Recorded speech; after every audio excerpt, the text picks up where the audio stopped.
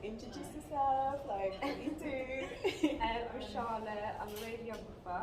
I'm also a mum of two, a single parent actually. Yeah, and I enjoy well-being, keeping fit, walking, that kind of stuff. So yeah. That's really nice. And no nicey from school. Yes! Actually, fun fact, we bumped into each other after like 16 years of not seeing each other. Yeah. Like, And you had your mask on and I still recognised you. It was such a weird moment for me because I kept seeing Amy and your face like juxtaposed at the same time. Amy's my sister that Natalie actually was in the same year as. Yeah. Yeah, that's how we know each other. So yeah.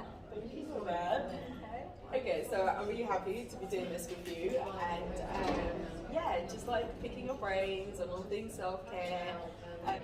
Yeah. First question: what are some of the challenges you face in your day-to-day life? Around well-being and things, fitting time for myself in. Stress, dealing with stress. You know, every single day I don't stop really until I go to bed. So that's the hardest thing. Time management in that, making sure I do something for myself as well to help with the stress and stuff like that really. Wow, there's so many things I want to like nitpick from what you just said. How? I don't know. Like, I guess what I want to know is like, what? Like, do you have a mantra? Do you have something? Because if you're on like all day, what kind of like just do self-affirmations? Let's just keep going. Like, what motivates No, at you? night time I try and read before bed. Try not to use my phone or social media apps too much. Again, before bed, but as well try and limit social media use if I can. I think really just not mantras or self-affirmations really, just I guess I do keep a positive mindset and I'm very mindful. I try and like keep my emotions in check because I know when I'm stressed I can be snappy, for example. So it's just really being aware of my own emotions and thoughts, trying to keep them positive. Yeah, it's very good. When did you realise the importance of looking after yourself by practicing self-care? So that was at college, believe it or not. I was doing health studies and I'd learnt about holistic health and I'd never heard of it before and it just really struck me as something I had an interest in. And from there and learning what holistic health means, you know, obviously encompassing lots of different areas of well-being.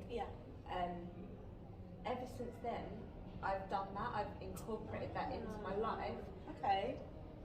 On on some level, every single day. Like I'll try and stay active, eat well, but I do allow myself some flexibility. I'm not.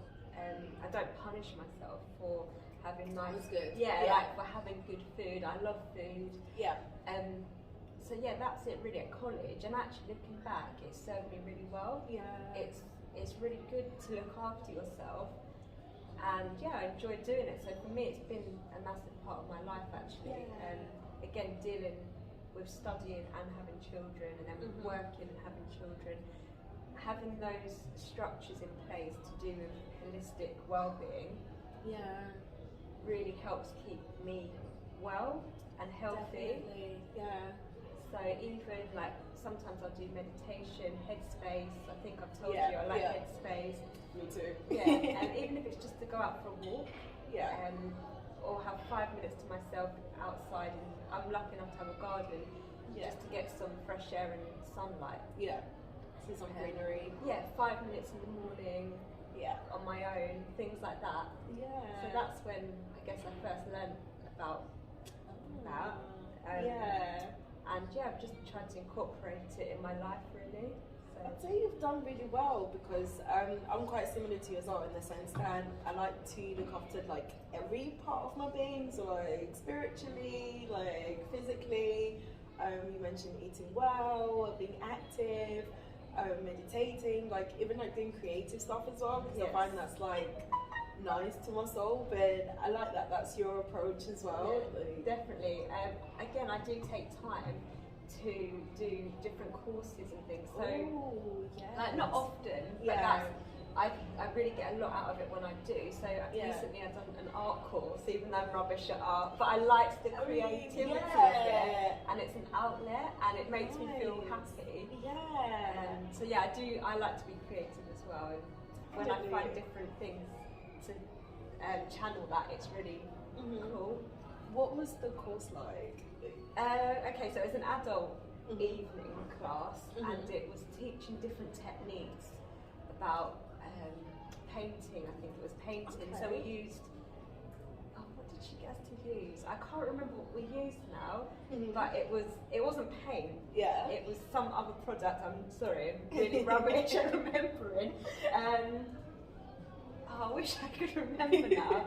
And it was like landscape portraits using this product. Yeah. I think it was paint. Okay. Wood varnish. Something. It was Oh. diluted wood varnish, and the idea was that you captured the shadows and. Yeah, I mean, I like wasn't that. rubbish. The lady was like Yeah. giving me all this different equipment to use because I was doing really well. Yeah, and it did look good. Yeah. But it was for me more for the outlet, the Yeah, creative yeah. outlet. I really enjoyed it, and Yeah. switching off. I didn't worry about anything else when I was there. So I Yeah. get a lot from that as well. Definitely. I think also as well, like when you're learning a new skill, it does, like you said, like you switch off every other part of your body and you kind of just part of your mind, and you focus on just learning that new skill, and like you immerse yourself in it. Definitely. That's nice. I like that. All right, next question. Okay. So the last question. Okay. What is one self-care technique you would recommend to our audience, and why? Taking 5 minutes just to do something on your own, whether that's sit and meditate, or I don't know, just have a coffee in peace. I find that really helps everything, like helps my day basically. Yeah. I try and do it in the morning before work, just sitting downstairs looking into the garden with a cup of coffee. It just really helps me feel like myself and well, and it's just 5 minutes peace. And I think we all live, whatever your situation is, in such a busy lifestyle that it's easy to forget that we should take time for ourselves. Even 5 minutes, it doesn't sound like long, but it's enough to make a difference to help you feel better. So just take 5 minutes for yourself, doing something that you enjoy. I don't know, anything really. Yeah. So, yeah. I like that because it's not too taxing. Like 5 minutes, we've all got 5 minutes, Yeah. and especially like if you're just doing one thing, I find also that you kind of like cherish it and you treasure it, and it kind of sticks with you for much longer in the day. Yeah, definitely. Carries you through, like, on a positive note. Definitely. Yeah, and also, well, random, but Yeah. basically I heard before that if you make your bed every day, which I always have done, Yeah, I do that as well. it gives you a positive start to the day.